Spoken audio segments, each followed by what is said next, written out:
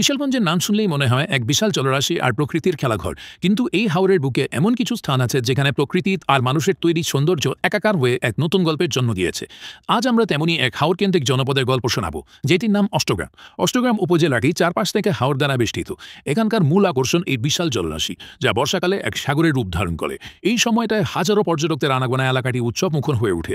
অষ্টগ্রামের একটি বিশেষ আকর্ষণ হল এর জিরো পয়েন্ট।